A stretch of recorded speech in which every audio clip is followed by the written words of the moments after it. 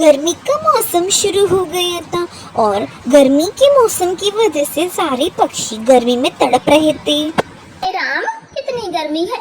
मैं तो सूख कर कांटा बन गई। ऐसी भयानक गर्मी पहले कभी नहीं देखी।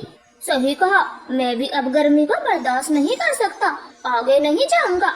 उड़ेंगे नहीं तो खाएंगे क्या? जीने के लिए दाना ढूंढना बहुत जरूरी है।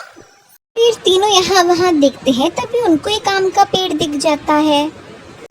बाबा, पके आम मिल गए। मेरा कुक्कू तो आम देखकर बहुत खुश होगा। लेकिन ये आम कितने गर्म है, खाओ तो चोंच भी जल जाएगी। सही कहा, ये आम तो वाकई में गर्म है। हमें इन्हें ठंडा करके खाना होगा, वरना ये नुकसानदायक होंगे। चलो तो नदी पर आमों को ठंडा करके खाएंगे। फिर वो तीनों नदी के किनारे जा रहे होते हैं कि तभी उनको मिट्टू और कबूतर दिखते हैं। क्या बात है, यहाँ क्यों बैठे हो? कालू कौवे, हमारे पास एक बड़ा तरबूज है, मगर ये बहुत गर्म है। हम इसके ठंडे होने का इंतजार कर रहे हैं, तब इसे बांट कर खाएंगे। पागलों कहीं के, गर्मी नहीं देखते, कितना हाई मौसम है, ये अपने आप ठंडा नहीं होगा। चलो हमारे साथ, नदी के पानी में ठंडा करके खाएंगे। हाँ कबूतर, हम अपने आमों को वहीं ठंडा करने जा रहे हैं। तुम भी हमारे साथ चलो, ऐसे तो ये और भी गर्म हो। फिर वो सब नदी किनारे चले जाते हैं और सब लोग बहुत ही ठंडा फील कर रहे थे। अब बस थोड़ी देर यहीं इंतजार करें। चिड़िया, यहाँ तो गर्मी कम लग रही है, ठंडी हवा भी चल रही है और पानी भी है। दोस्तों, हम नदी में नहा लेते हैं, क्या कहते हो? ये भी कोई पूछने की बात है, मैं तो चला नदी में नहाने। फिर वो सब नदी में नहाते हैं, जिसकी वजह से उनको गर्मी कम लगती है। अब चलो दोस्तों, हम ठंडे हो गए होंगे। मेरा बेटा घर में अकेला है।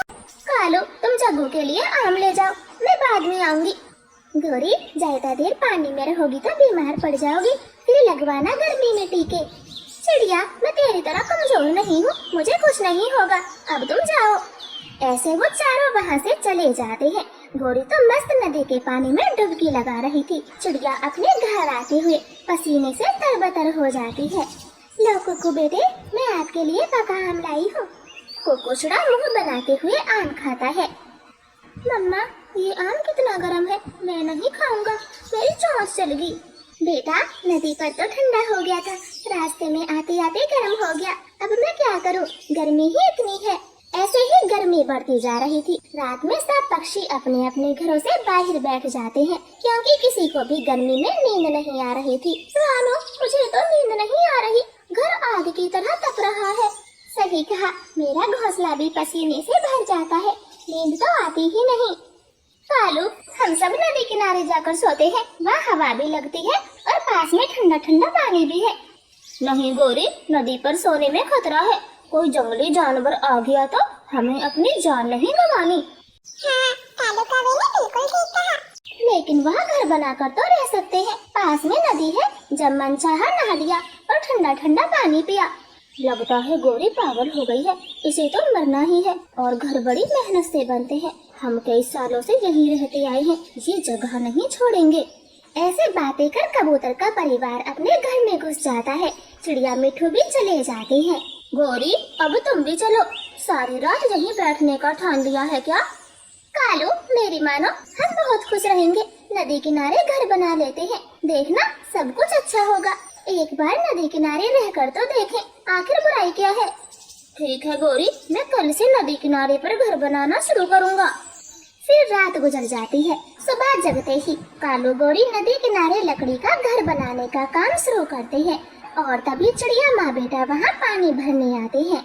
मम्मा, वो देखो, कालू अंकल गोरी आंटी नदी किनारे घर बना रहे हैं, तो क्यों ना हम भी यहीं घर बना कर रहें, जहाँ गर्मी नहीं लगती। नहीं कुकू बेटे, ये जगह रहने के लिए नहीं है, हम नदी किनारे घर नहीं बना सकते। चिड़िया, हमारा घर बनने वाला है, फिर देखना हमारे नदी किनारे घर के फायदे। बार बार नदी पर आना बंद, जब घर ही यहीं होगा तो गर्मी में उड़ना भी नहीं पड़ेगा, हमारी तो अब मौज आएगी। चिड़िया चुपचाप पानी का मटका भर के अपने घर आ जाती है। थोड़ी ही देर में उसका पानी गर्म हो गया था। बात तो सही कह रही थी गोरी, धूप में आना जाना कितना मुश्किल होता है, पानी भी गर्म हो गया। अब तो मैं भी गोरी के पास ही अपना घर बना लूंगी, हाँ यही ठीक रहेगा। चिड़िया ऐसे नदी किनारे घर बनाने का सोचती है तो दूसरी तरफ कालू गोरी का घर पूरा बन जाता है। उनको तो गर्मी भी महसूस नहीं होती, वो मजे मजे से रहते हैं। देखो गोरी, मैं कितने सारे अंगूर लाया हूँ, लाओ मुझे, मैं इन्हें नदी में भिगो कर आती हूँ। जब भूख लगेगी तो पानी से निकाल के खा लेंगे। ठंडे ठंडे अंगूर खाने में बड़ा मजा आएगा। ऐसे वो तीनों सारा दिन नदी के पानी में खूब मौज मस्ती करते हैं और जब भूख लगती तो ठंडे ठंडे अंगूर निकाल कर खा लेते हैं। उनकी गर्मी मजे से बीत रही थी। एक दिन चिड़िया उनसे कहती है, गौरी कवि, मुझे नदी किनारे अपना घर बनाना है। यहाँ रहने के सच में कई फायदे हैं। मैं तो गर्मी से परेशान हो गई हूँ। नहीं चिड़िया, जहाँ तक हमारी नजर जा रही है वो इलाका अब मेरा है। तुम कहीं दूर अपना घर बनाना, जहाँ तक तो हम बसे हुए हैं। गौरी, हम पास रहेंगे तो और भी अच्छा रहेगा। मैं दूर घर नहीं बना सकती, अकेले रहने में मुझे डर लगेगा। डर लगेगा तो अपने वहीं रहो, लेकिन मैं अपने पास नहीं रहने दूंगी। ये जो फूल पत्ते हैं सब बड़ी मेहनत से उगाए हैं, तो तुझे इनकी ताजा ताजा हवा क्यों खाने दे। और वैसे भी बहुत बड़ी नदी है, कहीं भी बना ले अपना घर, लेकिन हमसे दूरी बनाए रखना। नहीं रहना कहीं और अकेले। वो तो मैंने आपके साथ साथ रहने की सोची थी। चलो बेटे, हम वहीं ठीक हैं। इतना कह के चिड़िया अपने बेटे के साथ घर आ जाती है। नदी पर जो भी पक्षी आता, गौरी कवि उसे खूब चिढ़ाती। अरे वाह कव्वो, तुम तो बड़े मजे कर रहे हो। मैं भी अपना घर यहीं बनाना चाहता हूँ। मिठू तोते, हमसे थोड़ा दूर ही रहना, अब ये जगह मेरी है।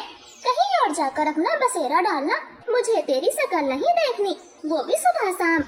इस तरह से गौरी तो अपने पास किसी भी पक्षी को घर नहीं बनाने देती है और ऐसे ही समय बीतता गया। अब बरसातों का मौसम शुरू हो गया था। 5 दिनों से जंगल में लगातार भारी बारिश हो रही थी।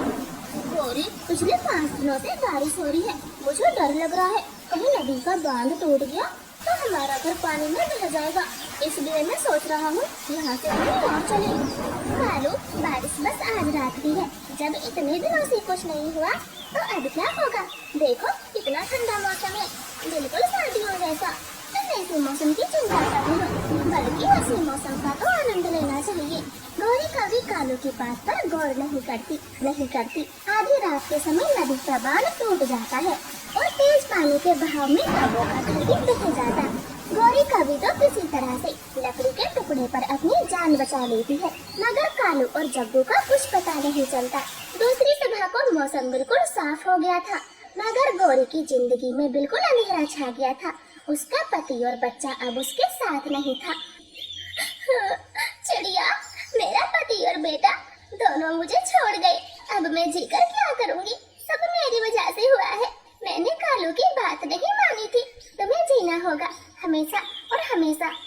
गौरी बहन, अब तुम्हें जीना होगा, और वो भी इस दुख के साथ कि कालू और जग्गू की हत्यारन तुम खुद ही हो। ऐसे गौरी दुखी मन से अपने पुराने घर में आ जाती है, लेकिन वो घर अब उसे खाने को दौड़ रहा था, क्योंकि जहाँ कभी उसका परिवार बसा करता, आज वो बिल्कुल अकेली थी। इसलिए कहते हैं दोस्तों, लालच बुरी बला होती है। धन्यवाद।